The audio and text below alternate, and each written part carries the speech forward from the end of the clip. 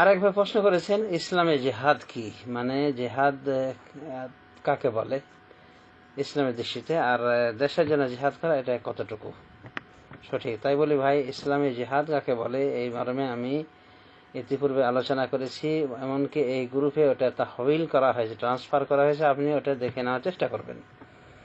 তবে এখানে আমি বাড়তি হিসেবে বলতে চাই যে দেশ রক্ষার জন্য জিহাদ করা এটা শরীয়ত সম্মত, অর্থাৎ যদি বহির্বিশ্বের দুশমন এসে দেশের প্রতি হামলা করে, আক্রমণ করে, তাহলে দেশকে আমাদের রক্ষা করা অবশ্যই জরুরি হয়ে যায়।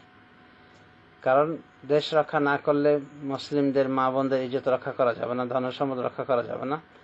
তো দেশ রক্ষা করা একটা জরুরি বিষয় এবং এটা ফজিলতপূর্ণ কাজ। সুতরাং দেশকে রক্ষা করার জন্য এই নিয়তে যে দেশ রক্ষা হলে দেশের জনগণ মুসলিমগণ রক্ষা পাবে, তাদের জান মাল নিরাপদ হবে, তাহলে এটাও এক প্রকার জিহাদ। হাদিসে এই প্রকার জিহাদেরও ফজিলত বর্ণনা করা হয়েছে। যেমন বলা হয়েছে, একটি রাত পাহারা দেওয়া, সীমান্ত পাহারা দেওয়া, বা একটি রাত দিন সীমান্ত পাহারা দেওয়া, খায়রুম মিনাদ দুনিয়া ওয়া মা আলাইহা, দুনিয়া এবং দুনিয়ার মাঝে যত কিছু রয়েছে এগুলি সব থেকে উত্তম। সীমান্ত পাহারা দেওয়া মানে মুসলিম দেশের সীমানা রক্ষা করা, জাগ্রত হয়ে যাতে কোনো শত্রু প্রবেশ না করে।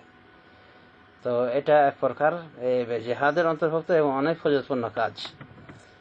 হ্যাঁ, তবে মুসলিম মারামারি করে ওই দেশ দখল করা বা এক পার্টি আর এক পার্টিকে সরিয়ে দিয়ে ক্ষমতায় যাওয়া ইত্যাদি, এগুলো কিন্তু এই জাতীয় জিহাদের অন্তর্ভুক্ত নয়, কারণ এটা ভাইয়ে ভাইয়ে মারামারি। আর জিহাদের বিষয়ে একটি বিষয় আমি বলতে চাই যে জিহাদ তো অনেক প্রকার, তার ভিতরে একটি গুরুত্বপূর্ণ প্রকার হলো জিহাদুন নাফস, নিজের নাফসের বিরুদ্ধে জিহাদ করা। তার মানে নিজের নাফস চাচ্ছে অনেক কিছু করতে, কিন্তু শরীয়তের অনুগত করে এই নাফসকে পরিচালনা করা, নিজের মনকে শরীয়তের অনুগত করা।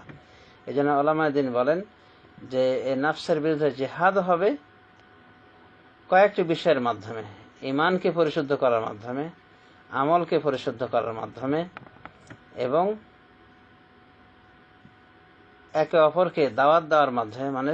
মানে মানুষকে দাওয়াত দেওয়ার জন্য নাফসকে উদ্বুদ্ধ করতে হবে, নাফসের বিরুদ্ধে জিহাদ করতে হবে, এই জন্যে যে যেন সে মানুষকে দাওয়াত দেয় ইসলামের পথে। আগে ঈমান এলেম এর পথে দাওয়াত দেওয়ার জন্য নাফসের বিরুদ্ধে জিহাদ করে, মানে নাফসকে লাগিয়ে রাখবে, নাফস চাইবে না, মন চাইবে না এলেম অর্জন করতে, ঈমান সঠিক করতে, কিন্তু নাফসের বিরোধী হয়ে নাফসকে বাধ্য করতে হবে, মনকে বাধ্য করতে হবে এলেম ঈমান শিক্ষা করার জন্য। কারণ এলেম ঈমান যদি না শিক্ষা থাকে তাহলে মূর্খতা বশত এমন কিছু করা হবে যেগুলো হয় বেঈমানি, এবং এলেম না থাকা এমন কিছু করা হবে যেগুলো সম্পূর্ণ শরিয়া বিপরীত। এই জন্য এলেম বা ঈমান অর্জনের জন্য জিহাদ করতে হবে নাফসের বিরুদ্ধে। অনুভাবে দাওয়াত করতে হবে এলেম আমলের দিকে। অনুভাবে আরেকটি কাজ, যে দাওয়াত দিতে গিয়ে মানুষ অনেক কিছুই বলতে পারে, কটু কথা শোনাতে পারে, তো সবর করতে হবে। এই সবরের ওপর নাফসকে কি করতে হবে, মানে ট্রেনিং দিতে হবে, নাফসকে বাধ্য করতে হবে যে নাফস, আত্মা সবর করো, তুমি বিচলিত হও না, তোমার দাওয়াত গ্রহণ করছে না মানুষ, তো যদি কিছু কেউ না গ্রহণ করতে, কেউ তো গ্রহণ করে, আর যদি কেউ না গ্রহণ করে এর বিনিময়ে তুমি আল্লাহর কাছে পাবে, এ বলে সবর দেওয়ার ব্যাপারে নিজের নাফসের বিরুদ্ধে যুদ্ধ করবে। এক কথায় শরীয়তের পাবন্দি বিষয়ে নাফসের বিরুদ্ধে যুদ্ধ করে। নাফস চায় অনেক কিছু করতে, নাফস চায় হরতাল করতে, নাফস চায় অনেক কিছু করতে, গাড়ি ভাঙচুর করতে, নাফস চায় ওই ট্রেনে আগুন জ্বালিয়ে দিতে, হ্যাঁ, এগুলো করে ওই সরকার দমন করতে, বা সরকারি দল হয়তো অনেক সময় চায় এই করতে সেই করতে। তো শরীয়তের বিপরীতে যে কোনো বিষয়, এগুলো থেকে সবর করার বিষয়ে নিজের নাফসকে কি করতে হবে, শিক্ষা দিতে হবে, নাফসকে কি করতে ধরে রাখতে হবে, নাফসকে বুঝাতে হবে যে না, এগুলো শরীয়ত বিরোধী কাজ, এগুলো করা যাবে না, এগুলো ওয়াকাম কুকাম, এগুলো ফাসাদ করে কোনোদিন মানে সওয়াবের কাজ করা যায় না। অনুভবে মারামারির ক্ষেত্রে বিবেচনা করতে হবে যে যত অপরাধী হোক একই হত্যার অপরাধী, যদি হত্যার অপরাধী না হয়ে থাকে তাহলে হত্যা করলে তাকে বড় পাপ, বড় ধরনের কবিরা গুনার শিকার হতে হবে, যার জাহান্নাম, যার কারণে জাহান্নামের সংবাদ শোনানো হয়েছে, যদি কাউকে না হত্যা করা হয়। তো মন চাই অনেক সময় যে রাগের মাথায় মেরে ফেলি অমুককে তমুককে, হ্যাঁ অমুক দলের লক্ষ্যে, কিন্তু নফসকে কন্ট্রোল করতে হবে এবং শরীয়তের পাবন্দি করতে হবে। আর উলট পালট কিছু করা যাবে না ধর্মের নাম দিয়ে, বা আবেগপ্রবণ হয়ে কিছুই করা যাবে না, যেটা ইসলাম বিরোধী। আশা করি বুঝতে পেরেছেন। এবং নফসের বিরুদ্ধে যে জেহাদ করে জয়ী হবে সে বাকি জেহাদগুলি করতে পারবে। আর যে নিজের নফসের বিরুদ্ধে জেহাদ করতে পারেনি, নফসকে শরীয়তের অনুগত করতে পারেনি, নিজেকে শরীয়তের অনুকূলে নিতে পারেনি, নিজের দাড়িতে সমস্যা, দাড়ি কাটা, একবারে ছোট ছোট দাড়ি, অথবা দাড়ি শেভ, ক্রিম শেভ, পায়ের নিচে টাকুর নিচে কাপড়, হ্যাঁ পুরুষ হওয়ার পরে, তো এ জাতীয় বিষয় প্রমাণ করে যে নফসের বিরুদ্ধে জেহাদ ঠিক মতো হয়নি। সুতরাং আগে নফসের বিরুদ্ধে জিহাদ করতে হবে, 3.5 হাত বডির বিরুদ্ধে জিহাদ করতে হবে, এই 3.5 হাত বডিকে শরীয়ত অনুকূল করতে হবে। এরপরে পরিবার পরিজনকে ঠিক করতে হবে। এক কথায় অনেক দায়িত্ব রয়েছে।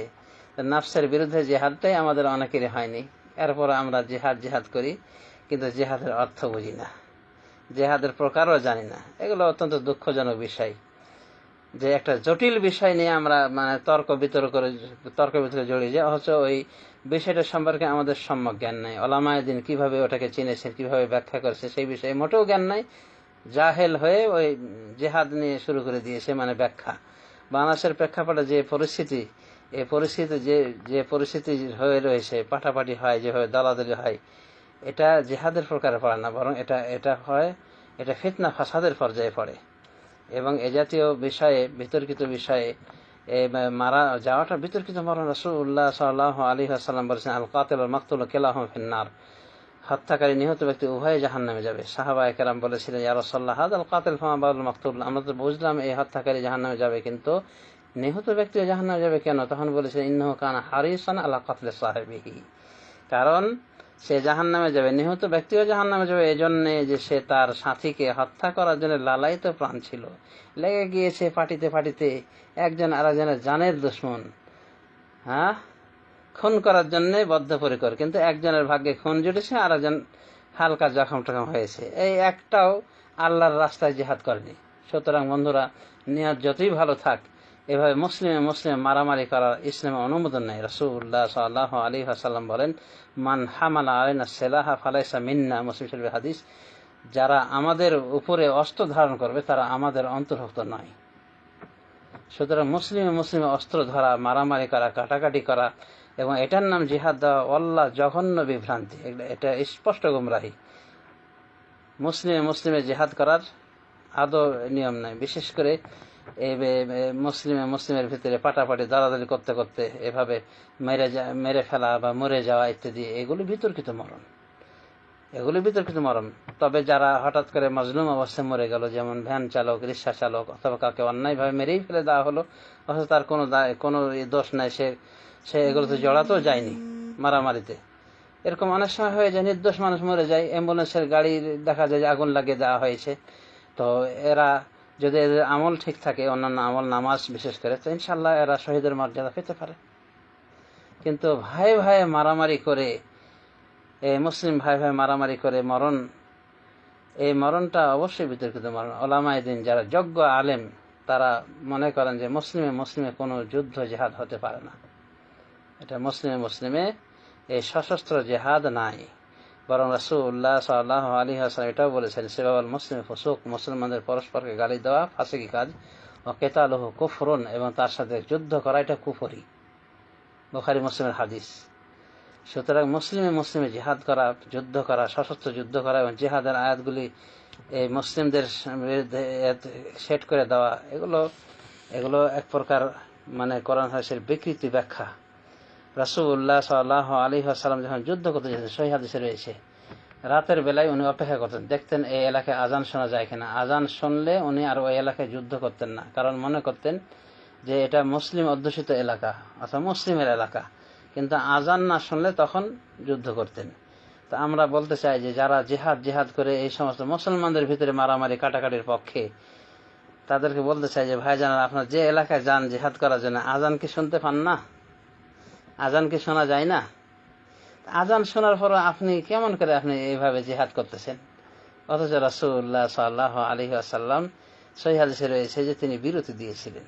সুতরাং এই মুসলিম অধ্যুষিত জায়গায়, দেশে, যেখানে ওই এ, শত শত হাজার হাজার মসজিদ বিদ্যমান রয়েছে, প্রত্যেক এলাকাতে রয়েছে। সেখানে আপনি ওই জেহাদ করবেন, আপনি একজন ভাইকে আপনি কাফের বলে দেন, তাও আপনার দৃষ্টিতে, বড় বড় আলেমের দৃষ্টিতে কাফের হয়নি। তো এগুলো আসলে অনেক ভুল ব্যাখ্যা, এবং এই ভুল ব্যাখ্যার খেসারত দুনিয়া আখিরাতে দেওয়া লাগে।